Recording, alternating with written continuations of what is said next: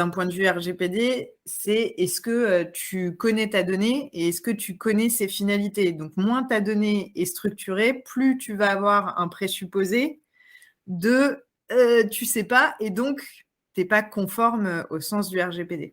Si tu utilises un outil de data lake pur, c'est-à-dire, moi, tel que je le comprends, c'est vraiment la piscine et tu fous tout dedans et il n'y a rien de structuré. Potentiellement, il n'y a même pas de tag, il n'y a rien.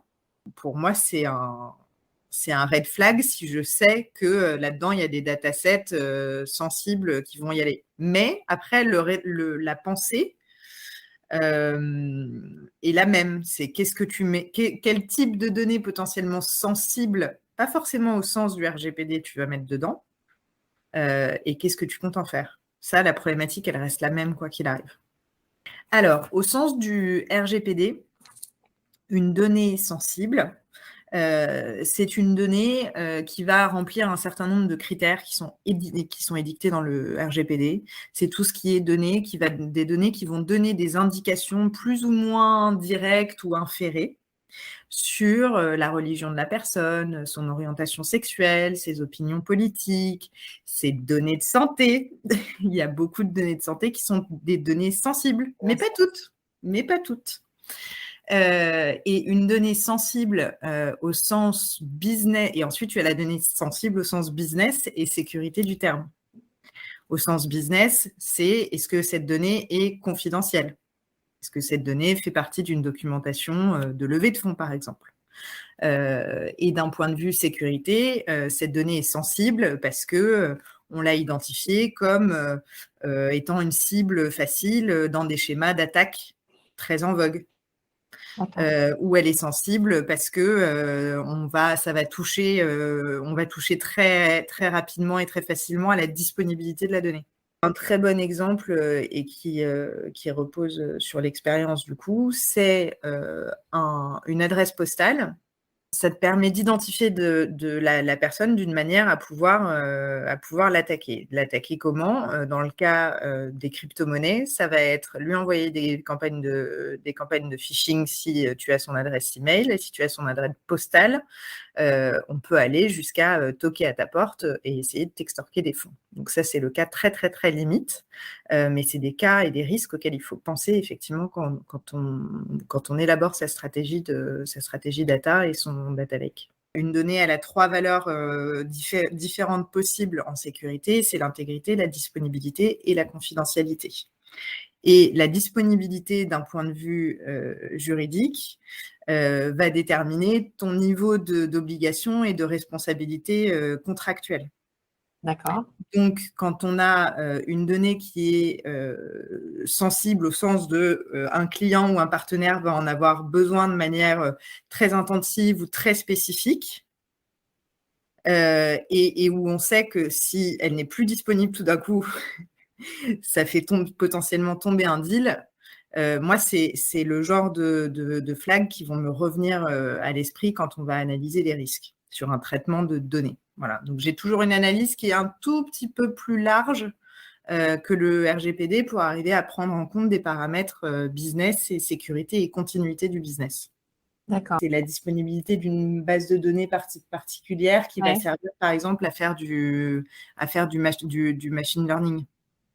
C'est-à-dire qu'une boîte cliente va utiliser tes modèles et en fait, il y a une partie des données qui nourrissent le modèle qui sont plus disponibles et donc on empêche la boîte cliente de fournir le service. D'accord.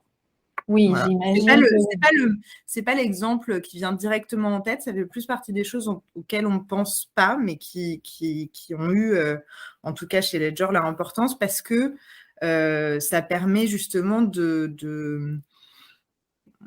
on va dire, de transversaliser la conception de ce que c'est qu'une donnée personnelle et une donnée sensible dans tout le business. Parce que quand on analyse des risques sur un projet de data lake, souvent c'est pas souvent, c'est idéalement, tu vas avoir dans ta conversation le CIO, tu vas avoir quelqu'un de la sécurité, tu vas avoir quelqu'un de l'IT, idéalement quelqu'un de l'infrastructure quand on parle de data lake. Et donc, comprendre ces notions-là d'un point de vue RGPD, c'est un atout. quand on déploie un projet sur plusieurs zones géographiques qui sont potentiellement soumises à des réglementations différentes, cette notion de données sensibles, elle va varier. Ouais. Puisque bien sûr, on n'a pas, par exemple, en droit américain, en droit US, on n'a pas la même définition de données personnelles et de données sensibles qu'en Europe. Ouais. Donc, ça aide aussi à avoir une définition plus générique qui permet d'accélérer en fait l'analyse en ne se perdant pas dans des spécificités juridiques nationales.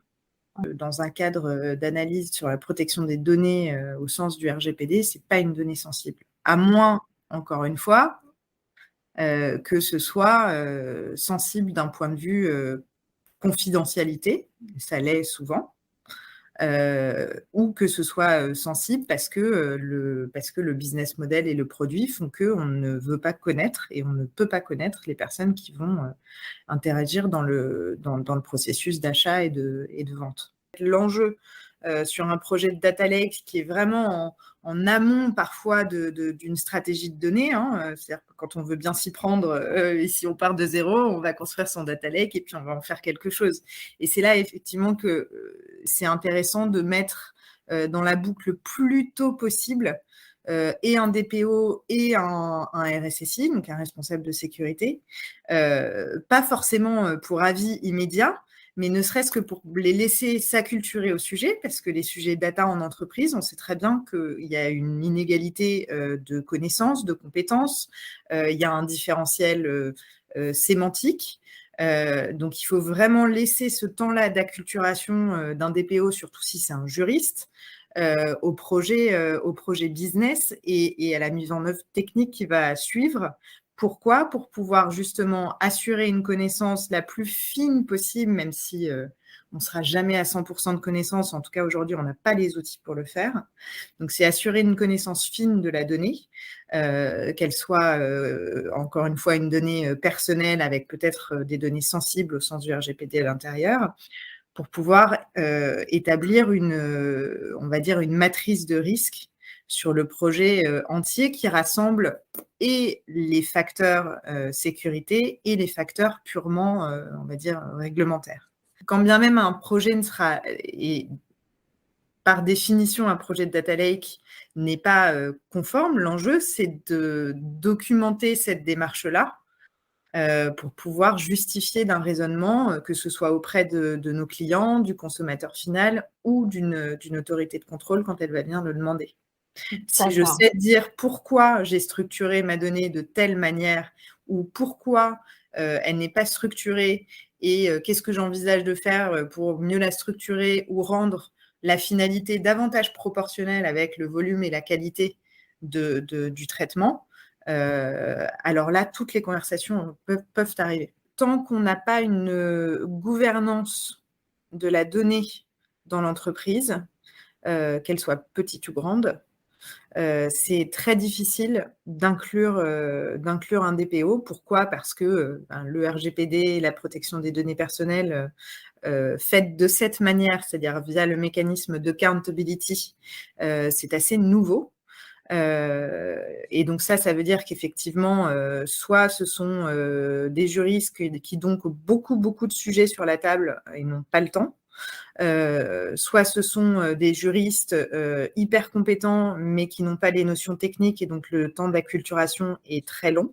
Et donc en fait, le seul remède à ça, c'est la création de partenariats internes qui permettent en fait d'apprendre des pratiques des uns et des autres en sécurité, en analyse et puis en réglementaire.